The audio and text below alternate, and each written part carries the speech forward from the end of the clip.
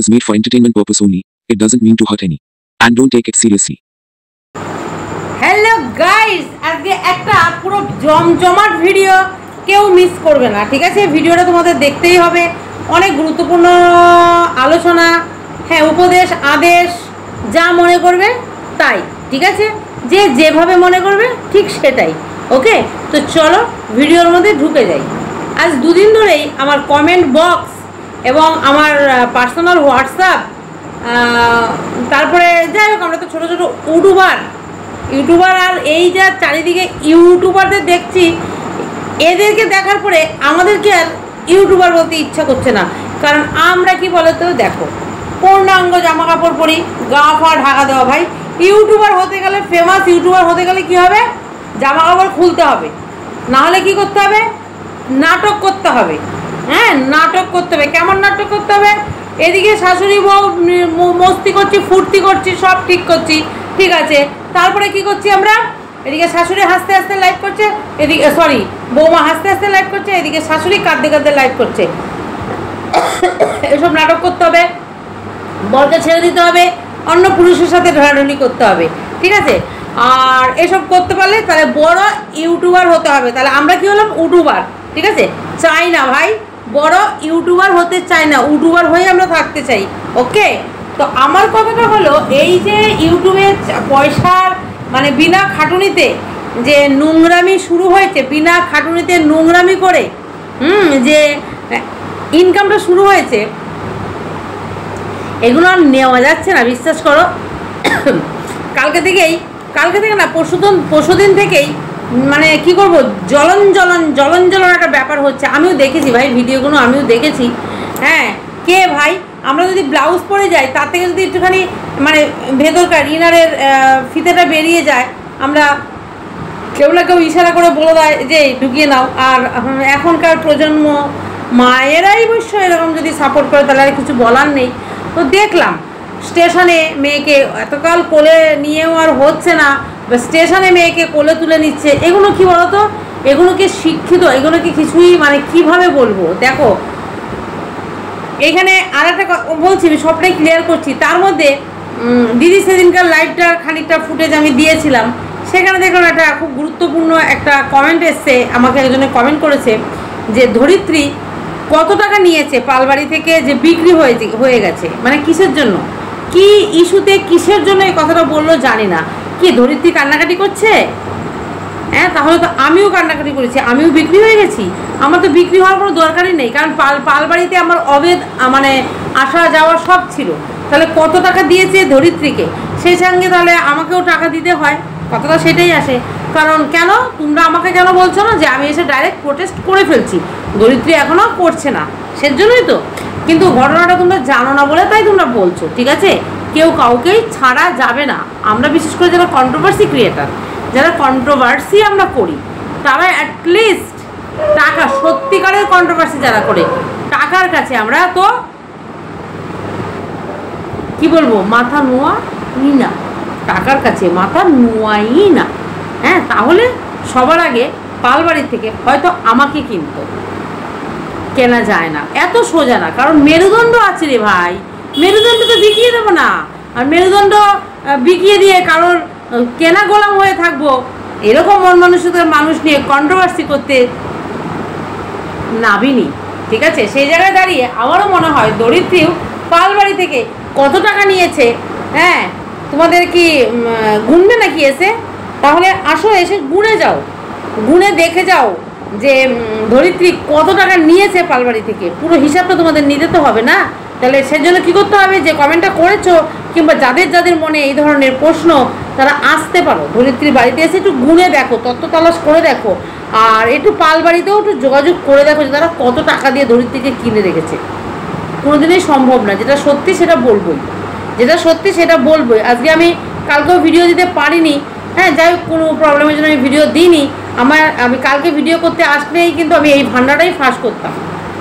শোনো, অনেক কথাই হলো, এবার কিছু গুরুত্বপূর্ণ কথা বলি।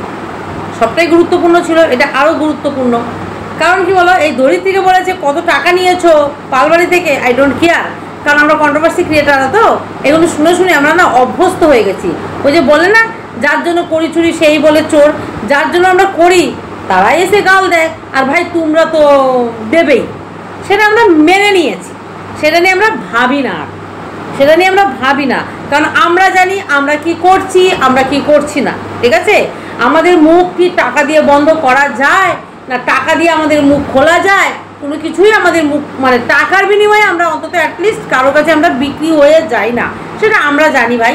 তোমাদেরকে ক্ল্যারিফিকেশন দেওয়াটা আমার মনে হয় একদম বোকামি হবে, একদমই বোকাবো। তোমাদের ক্ল্যারিফিকেশন দিতে চাই না, আমরা দিতে যাবও না, কারণ আমরা টাকা নিয়েছি কি নিইনি। হ্যাঁ, যদি আমরা নিয়েও থাকি কন্ট্রোভার্সি ক্রিয়েটাররা কিংবা ধরিত্রী যদি নিয়েও থাকে পালবাড়ি থেকে টাকা, কোনো না কোনো দিন সেটা সামনে চলে আসবে, চাপা থাকবে না। ঠিক আছে, কাজেই সেই জন্য কোনো ক্ল্যারিফিকেশন, আমরা জানি কোনো অন্যায় করছি না, আমরা সত্যের পথে আছি, আমরা অন্যায় করছি না, কাজেই এসব কমেন্টসে আমাদের কিছু ফারাক পড়ে না। আমরা আমাদেরকে ঠিক জায়গায় প্রেজেন্টেশন করে দেবো, আমরা আমাদের ঠিক জায়গায় রেখে দেবো। আমার এখানে প্রশ্নটা যেটা আসছে, আমি একটু না বলে আর পারছি না, হ্যাঁ না বলে আর পারছি না, একটু না বললেই হচ্ছে না। এই যে কিছু মায়েরা, কিছু মায়েদের উদ্দেশ্যে বলছি, তারা এসে ভীষণ বড় বড় ভাষণ দেয় কি না, আরে কলকাতাতে এই ড্রেসগুলো কেন বিক্রি হচ্ছে? আরে ভাই কলকাতাতে তো ব্রা প্যান্টিও বিক্রি হচ্ছে, তাহলে সেটা কি ওপেন ঘুরে বেড়ানোর জন্য? সব জায়গা থেকে সব ড্রেস মানায়? সব জায়গায় কি সব ড্রেস মানায়? এই যে ড্রেসটা পরে গেছে, এটা লোকাল ট্রেনে ওই ড্রেসটা পরে যাওয়ার ড্রেস, ওটা পরে যেতে হয়, এটা প্রাইভেট কারে যাও ভাই, ঠিক আছে, এটা প্রাইভেট কারে যাবে, প্রাইভেট একটা সিকিউরিটি থাকবে কিংবা একটা আমার কার থাকবে, এটা ড্রাইভার আমাকে চালিয়ে নিয়ে যাবে, সেই সব জায়গায় ওই লোকাল ট্রেনে হ্যাঁ পাশে সব চুড়িদার পরা, কুর্তি পরা, শাড়ি পরা, আর তোমার মেয়ে অর্ধ উলঙ্গ মানে পুরো উলঙ্গই হয়ে নাটক করতে করতে দুইটা উলঙ্গ নিয়ে রাস্তায় তুমি বেরিয়ে পড়েছো।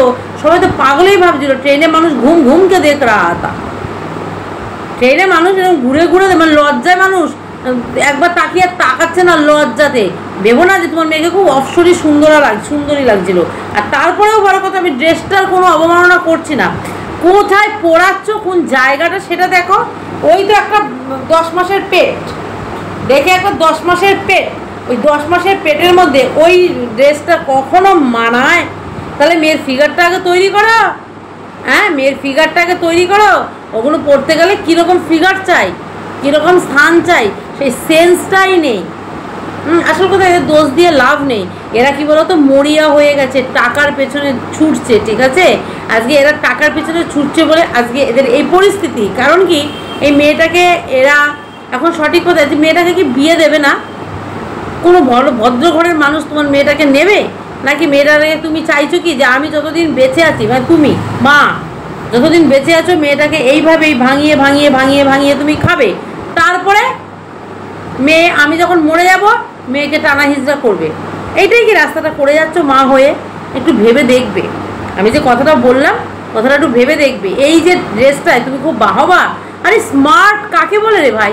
রাস্তায় ন্যাংটো হয়ে বেরোলো এটাকে স্মার্ট বলে বুঝি? অবশ্যই ড্রেসগুলো বানিয়েছে, তৈরি হয়েছে, কলকাতাতে বিক্রি হয়, অনলাইনে বিক্রি হয়, অবশ্যই পরার জন্য স্থান কাল পাত্র বুঝে পড়তে হবে। যে পাত্রটা তুমি ঢাকনাটা দিচ্ছ দেখো সেই পাত্রে এই ঢাকনাটা হয় নাকি, পাত্রটাও দেখতে হবে যে কোন পাত্রে আমি ঢাকনাটা দিচ্ছি রে ভাই। ওই এত বড় একটা গামলার মতো পেয়ে নিয়ে ওই ওই ড্রেসটা মানায় কীরকম লাগছিল? কীরকম দেখো ওকে তাকিয়ে, ব্যাস অমনি স্মার্ট হয়ে গেল মেয়ে।